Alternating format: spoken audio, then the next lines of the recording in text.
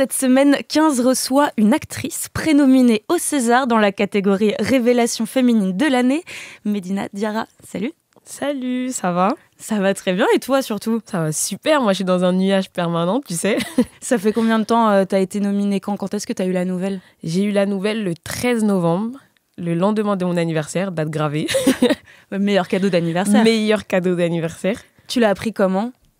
Je l'ai appris Nora El Ourch, la réalisatrice de HLM Poussy, qui m'appelle. Le film pour lequel t'es prénominée? Exactement, qui m'appelle, elle est à l'étranger. Elle me dit, en larmes et tout, tu sais, on a une relation super fusionnelle avec Nora. Et en larmes, elle me dit, Medina, tu vas pas le croire. Elle met du suspense pendant vraiment 10 minutes. Teasing. Elle me dit, tu vas pas le croire, c'est dingue et tout, j'arrive pas à y croire et tout, machin. Elle me dit, tes révélations, meuf, tes révélations et tout. Et je la crois pas. On dirait, je comprends pas ce qui se passe. J'entends pas ce qu'elle dit. Je me dis, mais non, c'est pas vrai et tout. Elle me dit, va checker sur Insta et tout. Et en même temps, double appel de mon agent, J'ai l'impression que tout le monde m'a appelé en même temps. Et du coup, je me pose un moment, dès que j'ai fini de répondre au téléphone à tout le monde, et je regarde et je vois mon nom sur Insta, genre leur publication Insta de l'Académie des Césars. La publication de l'Académie des Césars officielle. Exactement, la publication officielle. Donc là, vraiment, tout le monde me l'a dit, mais là, c'est officiel. Et je vois mon nom, Medina Diarra, HLM Poussy, juste en bas. Je me dis, c'est incroyable. Jusqu'aujourd'hui, je réalise pas, en vrai. Ça a été quoi ton premier réflexe? Genre la première personne à qui tu as eu envie de le dire, que tu as appelé, c'était qui? En vrai, ma mère, je voulais grave le dire à ma mère, mais pareil, ma mère, elle était à l'étranger. Et du coup, j'ai appelé directement mon père.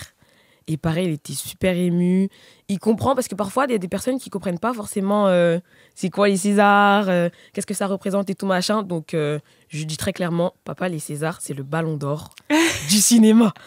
Et il est en mode, mais il comprend un peu, il connaît un peu tout, mais il n'est pas super branché comme moi et Nora. Dès l'instant où on a compris, on était en mode, c'est de la folie.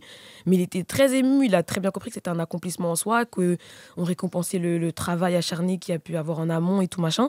Donc il était super content, il était ému, et moi j'étais grave contente qu'il soit fier de moi, en fait, tout simplement. Et tes parents, ils t'accompagnent là-dedans, ton père, il est hyper présent, il sera, si jamais t'es sur la liste finale et que tu vas à la cérémonie, il sera avec toi? Mais sûr, si jamais il peut être là, il sera là, sûr. Et même s'il ne peut pas être là, je crois qu'il m'accompagne à l'entrée, et il attend que je finisse, que je sorte et tout, machin. Enfin, il m'accompagne dans tout, il me pose des questions sur tout, il aime bien savoir comment ça se passe, comment je me sens. Il tient à savoir comment je me sens tout le temps après un casting, parce que moi, les castings, c'est l'épreuve de ma vie. Et il est tout le temps en mode, t'inquiète, ça va le faire, il me rassure. Il me dit ce que j'ai envie d'entendre, en fait. Et ça me fait super plaisir. Et ma mère, pareil. Ma mère, je vis avec ma mère aujourd'hui. Et elle me booste tout le temps, tous les soirs. Elle me demande, alors, comment ça s'est passé? Qu'est-ce que t'as fait aujourd'hui? Là, aujourd'hui, je suis sur Move. Elle m'attend à la maison. Elle est pressée du petit récap habituel, quoi. Des petites 15 minutes qu'on s'offre à se raconter nos vies. Et je réalise la chance que j'ai d'avoir mes deux parents à mes côtés qui comprennent le métier, qui ne voient pas ça comme un divertissement ou comme quelque chose, comme un sous-métier. Des fois, d'un sous-métier. Non, ils voient ça vraiment comme un métier important. Et ça me fait très, très plaisir. Et est-ce que tes parents, à la base, ils évoluent un peu dans ce milieu? Est-ce qu'ils connaissent pas du tout? Personne dans ma famille. J'ai une grande famille. Et vraiment, personne dans ma famille évolue dans ce métier ou même tout ce qui se passe à côté, que ce soit dans le son, dans la régie, dans l'image, chef-op. Personne dans ma famille n'y connaît vraiment rien. C'est comme je t'ai dit, je suis obligée de chaque fois comparer quelque chose. Le ballon d'or. Le football, ça marche toujours. Ça marche toujours. Et c'est comme ça. Ou sinon, on dirait que je fais un clin d'œil à Omar Sy en disant, c'est Omar Sy a gagné un César, quoi. Si je gagne un César, je suis pas très loin de faire. Je m'emporte vite. Je m'emporte vite, mais je me dis que si je gagne un César, je suis plus très loin d'Omar Sy, quoi. Et ils comprennent du coup comme ça, mais c'est vraiment pas un milieu dans lequel on évolue ou on sait pas, on connaît pas. Mais même pour toi, quand tu as commencé, du coup, c'est quand même un milieu comme n'importe quel milieu, les codes, le vocabulaire, tout ce qui va avec. Toi, t'es encore en phase d'apprentissage. Est-ce que parfois c'est compliqué? Est-ce que c'est une charge aussi, peut-être? C'est un peu compliqué. Après, la lecture, ça aide beaucoup. Moi, j'aime bien lire, je lis des romans. J'essaye d'apprendre et de pouvoir m'adapter à toute situation, de pouvoir être prête à tout ce qui pourrait arriver demain, quoi.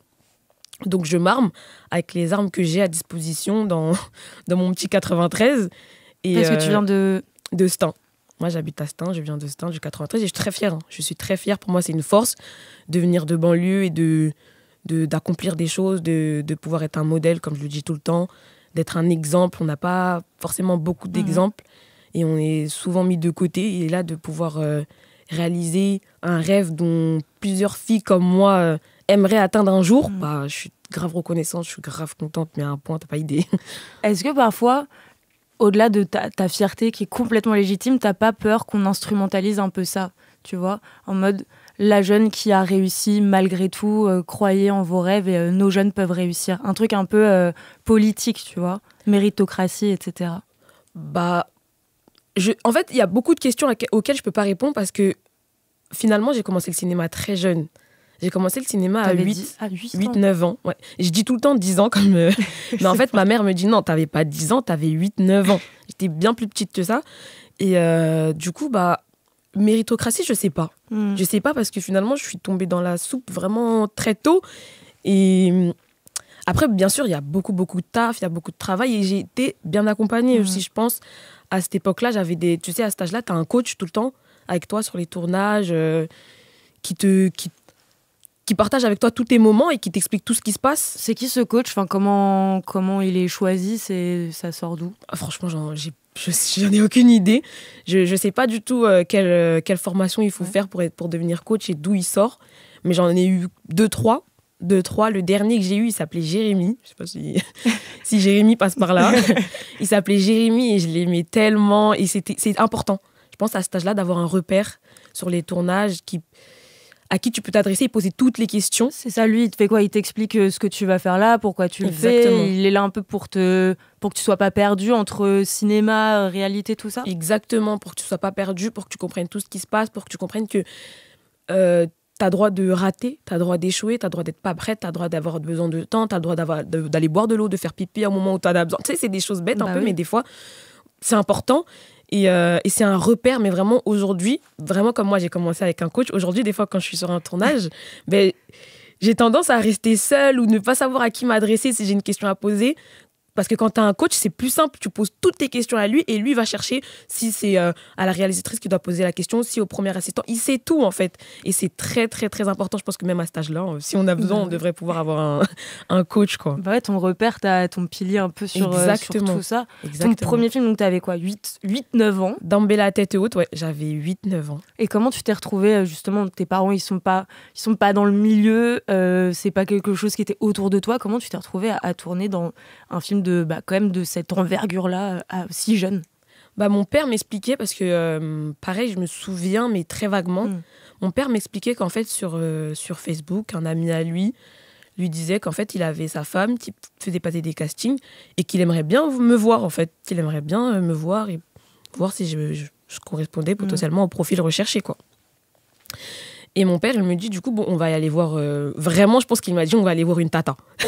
Moi, aujourd'hui, il me dit qu'il m'a pas dit ça, mais moi, j'ai l'impression qu'il m'a dit, on va aller voir une tata, parce qu'en plus, elle était malgache, la dame.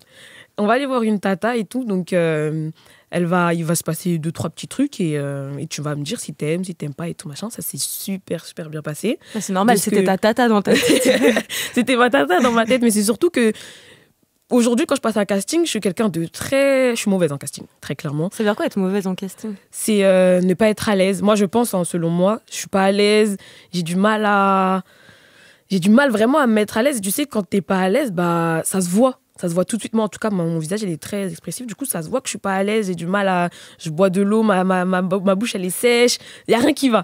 Et j'ai l'impression de pas donner ce que je donnerais si jamais je savais que c'était pas un casting, par exemple. En tournage, je sais que je suis prise, je sais que c'est acté, je suis contente d'être là et tout, machin. Je donne tout. Je donne vraiment tout, mais j'ai peur d'en faire trop. J'ai peur de pas en faire assez. C'est compliqué. Ouais, t'es trop dans ta tête. Mais dans ma tête. Pourquoi t'imagines pas c'est que des tontons et tata quand tu vas passer le casting? C'est ce que je vais faire. Très bon conseil. C'est ce que je vais faire en fait maintenant. Mais j'y travaille. Et là, les derniers castings que j'ai passés, j'en ai un en tête avec Des au mari, par exemple. Ça s'est super bien passé parce qu'en fait, j'ai trouvé que c'était vraiment un temps de travail. Il y avait zéro jugement. On progressait ensemble pendant 1 heure et demie à trouver ce qu'on a besoin ce qu'on attend de moi, en fait. Et ça a été formidable parce que je sais que des fois, caster, ça peut être difficile. C'est 15 minutes, on en voit 10 par jour. Et du coup, on n'a pas le temps forcément il faut que tu viennes un peu déjà prête. Oui. Et je pense que ça aussi, moi, j'ai un peu du mal. J'ai besoin d'échanger avec la personne et de savoir vraiment comment le personnage réfléchit, d'où il vient, où il va, plein de questions que je me pose.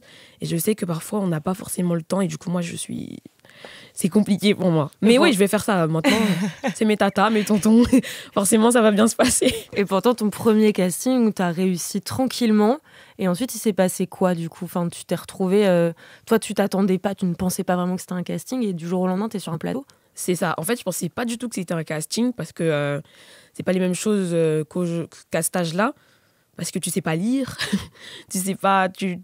C'est difficile, en fait. Ils me demandaient des choses simples. Fais une galipette, fais des trucs machin, des trucs vraiment qui n'ont rien à voir avec un casting les castings que je passe aujourd'hui. Mais je pense que c'était vraiment le fait que je prenais ça, pas à la rigolade, mais c'était léger. C'était léger, c'était sincère, c'était authentique, c'était pur, je pense. Enfin, la dame le dira mieux que moi.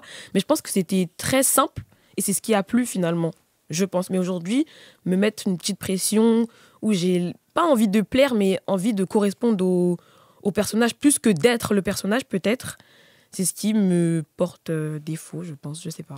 Et donc, tu as commencé assez jeune, et il y a un moment où tu as fait une pause de 4 ans Ouais. en ce qui concerne le ciné. Tu as commencé des études aussi, ça on en parlera. Pourquoi tu as décidé de mettre un stop et d'arrêter de tourner pendant un temps? En fait, avec quel âge déjà? J'étais au collège, je pense que j'étais peut-être en 4e. Disons 4e. Et en fait, tu sais, le principal, il a assigné une feuille chaque mois, parce que je tournais à peu près tous les mois, pour dire que oui, la jeune fille est apte à travailler, en fait. À travailler, tout va bien, elle peut, ce mois-ci, travailler. Sauf que moi, j'étais un enfant très turbulent, très dissipé. L'école, pour moi, c'était un jeu. J'aimais seulement être avec mes amis, faire rire la galerie. Ça veut dire quoi, turbulent et dissipé?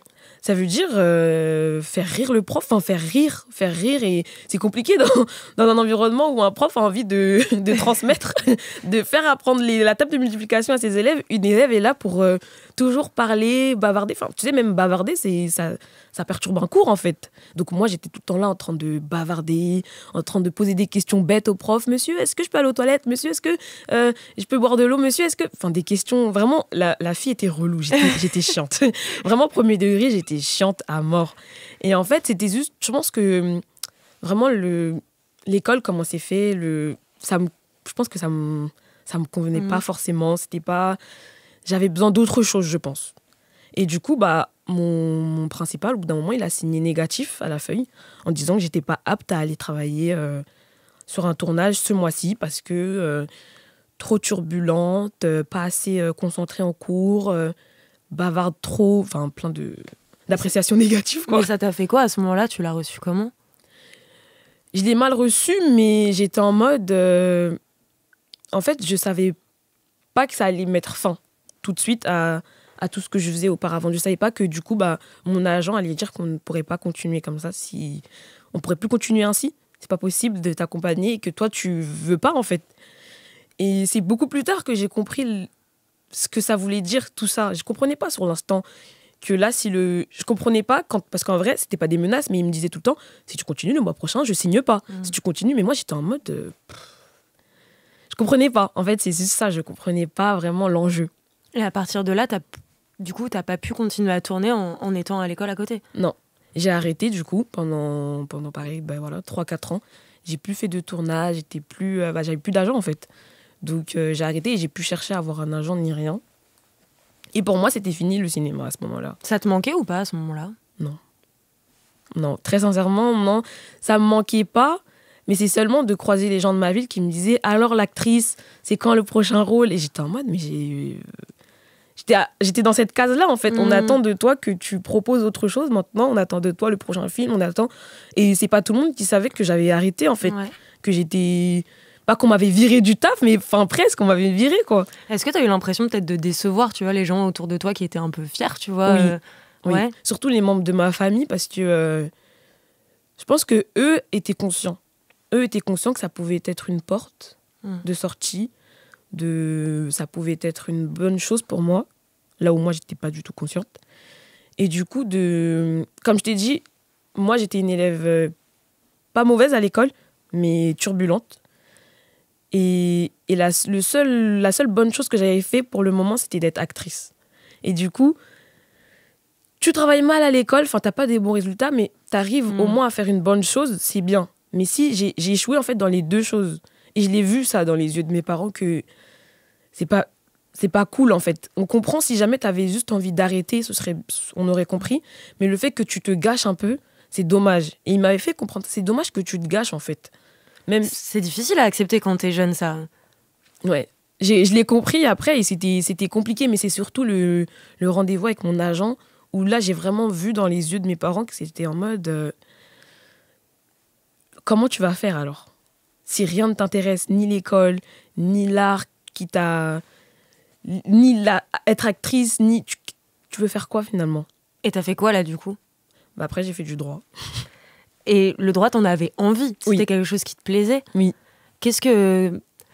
Du coup, t'as arrêté le droit et t'as repris l'acting, etc. Mais qu'est-ce qui te manque peut-être dans le droit ? Enfin, tu sais pourquoi tu faisais ça. Est-ce que tu le retrouves ailleurs ? Je peux le retrouver dans un rôle. Ouais. Comme celui de Geneva. On va en parler tout de suite. Du coup, c'est quoi ce truc-là que tu retrouves ? Ce petit truc de justicière. Ce truc, tu sais, où t'as envie de rétablir les choses dans le sens où qu'il n'y ait pas de mauvaises choses, que personne ne subit une situation, que tout le monde soit heureux quelque part, mais vraiment ce truc de justicière. Geneva, du coup, c'est le rôle que tu incarnes dans HLM Pussy. C'est ça. Donc, Nora Lourche, celle qui t'a apprise que t'étais prénominée au César. Donc, Geneva, qui est très pote avec deux autres copines, Amina et Zineb. Et on va pas évidemment tout dévoiler. Mais l'intrigue, ça commence à partir d'une vidéo qu'elle poste sur les réseaux pour dénoncer une agression qu'une des copines a subie. Et à partir de là, c'est leur amitié qui est remise en question. Et ça permet de développer énormément de thématiques sur des sujets très sérieux et assez majeurs. Pour toi, ça parle de quoi, ce film ? Le cœur du truc, ça raconte quoi, selon toi ? Pour moi, le cœur de HLM Pussy, il y a beaucoup de choses. Il y a la quête identitaire, forcément, de Amina. Mais il y a ce petit décalage ou ce fossé entre les personnes issues de banlieue et les personnes qui ne sont pas issues de banlieue. Amina qui n'est pas issue de banlieue et Zineb et Geneba qui sont issues de banlieue. C'est ça. Et après, les combats qu'elles peuvent mener, ces filles, qui ont le même âge, et comment elles combattent comment elles s'arment face à ces combats. Et elles s'arment différemment ? Bien sûr. Et ça, c'est un truc qui est assez, malheureusement trop rare pour être souligné, c'est que les trois personnages féminins, les trois persos principaux, ont chacune leur arc narratif, leur passé, leurs traits, leurs caractéristiques propres, ce qui est malheureusement trop peu souvent le cas, souvent dans des films qui se passent en cité, en banlieue. Est-ce que cette exception-là, c'est quelque chose qui est un peu aberrant pour toi ?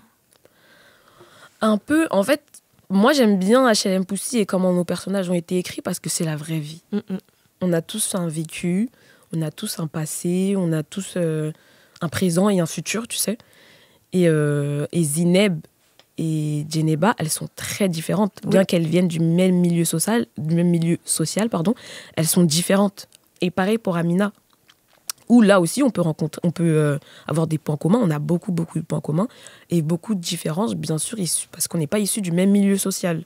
Et je trouve ça mais tellement important de pouvoir pointer à chaque fois un personnage complet, un personnage de A à Z.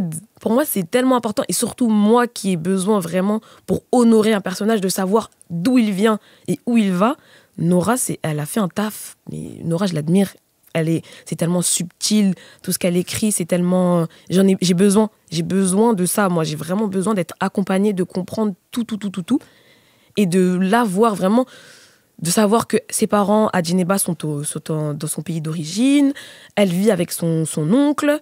Elle va à l'école, elle vend des baskets, elle veut s'en sortir, elle est influenceuse. Tout ça, plein d'informations qui me permettent, moi, de peaufiner le personnage et d'amener, moi, avec beaucoup de spontanéité, parce que je suis quelqu'un d'assez spontané et d'authenticité. On s'est retrouvés, on s'est rencontrés, moi et Nora, sur ce personnage-là.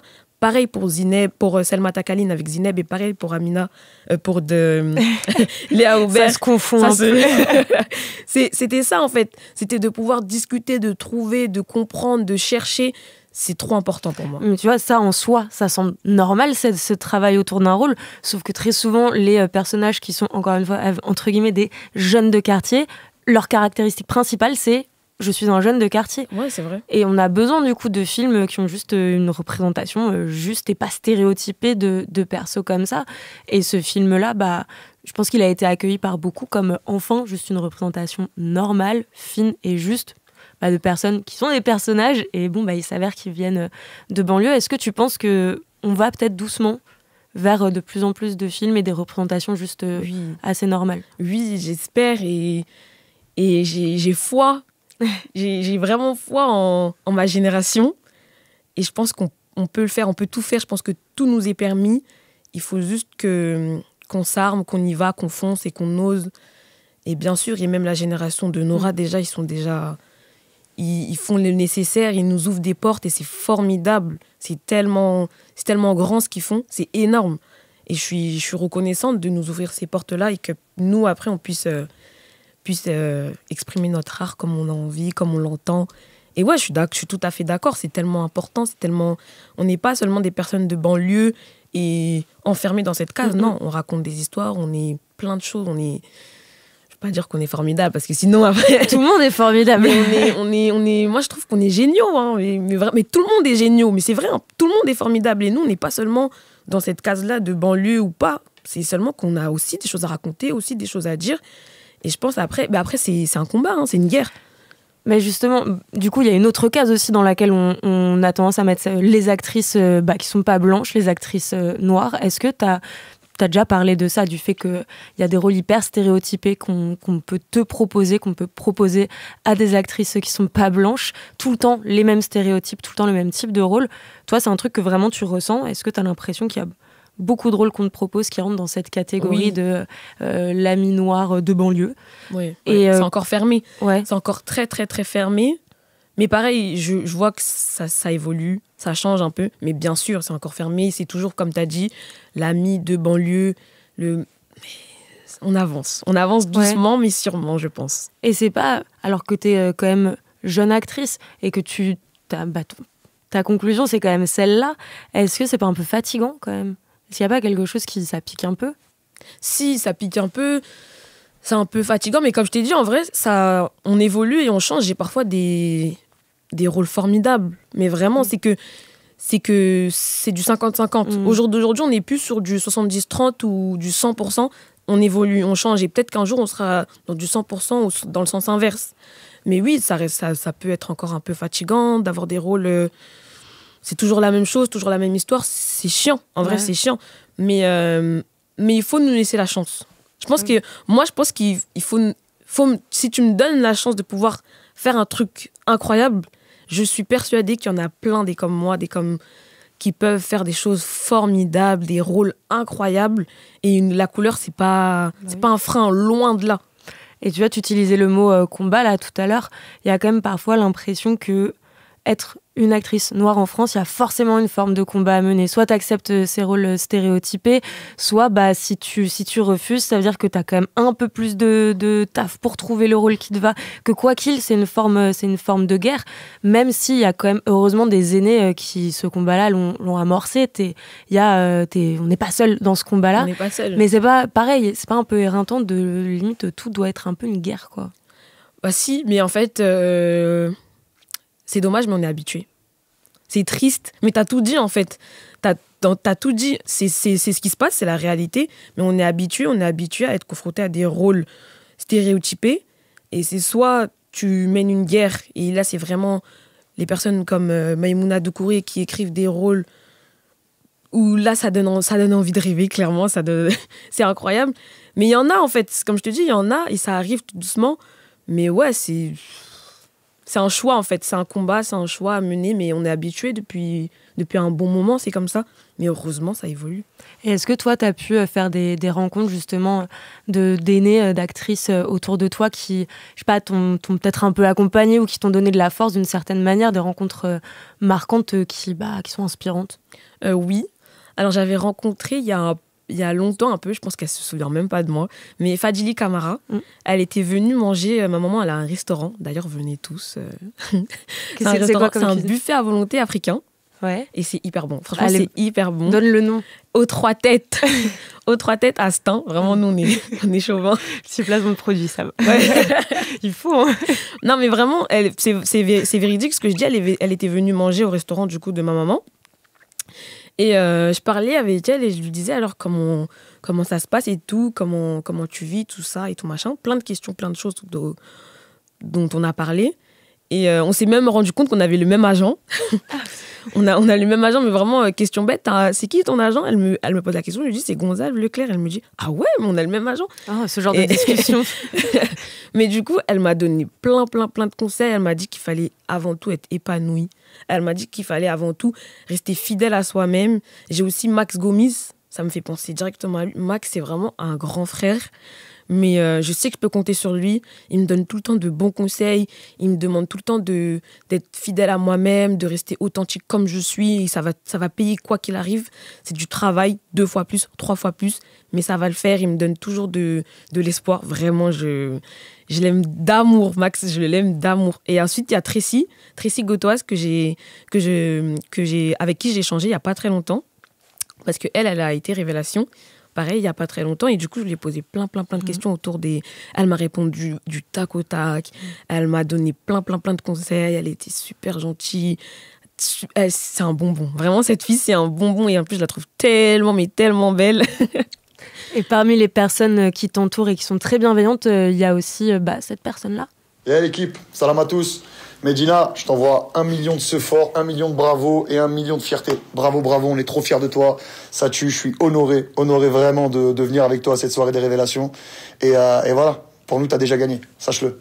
On t'embrasse. Un petit message exclusif qu'il a envoyé à Move. C'est qui qu'on a entendu? Fianso. Et c'est qui Sofiane Zermani. C'est qui par rapport à toi, Fianso? C'est mon parrain, c'est un modèle. Fianso, c'est un modèle. C'est ton parrain pour de vrai ou pour les Césars? C'est mon parrain pour de vrai. Il veut pas, c'est mon parrain. C'est mon parrain pour de vrai. Son parcours, il est tellement incroyable. Vraiment, si jamais j'avais un parcours on me dit choisis ton parcours, je veux que ça soit celui de Fianso. Mais vraiment, du début à la fin, il n'a fait que progresser. Après, je pense ça a dû être un chemin rempli d'embûches, mais c'est trop bien. Tout ce qu'il a fait, tout ce qu'il fait, c'est tellement bien. Et tu le connais, comment est-ce que tu l'as rencontré? Pourquoi est-ce que vous êtes devenus proches comme ça? En fait, comme je t'ai dit, déjà, je pense que de venir du même milieu, forcément, on sait de quoi on parle, on sait de quoi on peut parler, on se comprend. Et ça, moi, j'en ai besoin. C'est important pour moi de pouvoir parler avec des gens qui me comprennent, qui savent d'où je viens, je sais d'où ils viennent. Et pareil, ce qui s'est passé avec Nora, j'ai besoin de cette relation d'humain à humain, en fait. Et Fianso, c'est ça, en fait. Il se prend pas la tête, il est gentil, il me répond à mes messages. Je sais aussi, pareil, je peux compter sur lui, j'en suis sûre et certaine. Parce que c'est comme ça qu'on est on est solidaire, je sais. Déjà, tu peux compter sur lui parce que il te parraine vraiment pour les Césars. C'est ça. Ça se passe comment? C'est quoi ce système de parrainage? En fait, tu peux choisir qui tu veux, marraine ou parrain, qui est acteur ou réalisateur. Et on rappelle que Fianso est acteur, notamment Gatsby, c'est là où il a été révélé. Ça s'est joué à Avignon, etc. C'est ça. Et du coup, t'as choisi Fianso. Ouais. Après, avant Fianso, j'avais demandé à Omar Sy et il m'a envoyé un mail trop sympa aussi. Il m'a dit qu'il était là, si j'avais besoin, que je pouvais poser n'importe quelle question sur le mail auquel il m'avait envoyé le petit message et tout. C'était un message formidable. Il m'a dit qu'il était à l'étranger, malheureusement, mais sinon, ça aurait été avec plaisir et tout. Et rien que le fait qu'il m'envoie un message, qu'il m'envoie un mail, j'étais en mode waouh, c'est dingue. Mais vraiment, j'étais en mode c'est dingue. Et toute ma famille, ils étaient en mode mais c'est trop bien. T'as bien fait de tenter quand même, parce que des fois, je me dis il a pas mon temps, clairement. Je me dis, il a pas mon temps. Peut-être qu'il va même pas savoir ou quoi, machin, mais qu'il prenne le temps comme ça de m'envoyer un message et de me répondre aussi gentiment. J'étais trop contente. Ouais, peut-être que dans quelques années, ce sera toi qui feras ça avec une jeune révélation. Mais sûr. Alors, pour finir, les prochaines étapes, c'est le 28 que la liste définitive est publiée. Et avant ça, tu as un petit événement, tu as un dîner, c'est ça? C'est ça. C'est quoi? Lundi, on a un petit dîner où sera projeté le film des Césars. Tous les ans, ils font un petit film de quelques minutes qui a à thème, un film à thème et tout. Et du coup, on aura l'occasion de le voir, de rencontrer du coup nos parents si on les a jamais rencontrés, d'être avec la réal, de dîner, de faire des rencontres, enfin plein de trucs, des trucs géniaux quoi. Et donc, je t'ai posé une question tout à l'heure, avant l'enregistrement de l'émission. Tu vas t'habiller comment? Je vais m'habiller chez Chanel, les gars. Et du coup, on t'a envoyé les tenues. C'est ça. Ce matin, le coursier m'appelle et il me dit je suis en bas avec votre petit colis Chanel. Votre petit colis. J'étais en mode oh waouh. Et j'étais trop contente. Et lundi, on avait des essayages aussi. Ils étaient formidables, l'équipe. Ils m'ont conseillé un peu les tenues et tout machin. J'étais dans un rêve vraiment. On a hâte de voir les photos avec l'outfit envoyé par Chanel. Et on a également hâte et on croise fort les doigts pour le 28. Medina Diarra, merci beaucoup d'avoir été l'invitée de 15. Merci à toi. On rappelle HLM Pussy, allez le voir. Très, très beau film. Vraiment. Et on reste à l'écoute et on t'envoie plein de force pour les Césars. Merci beaucoup. Gros bisous.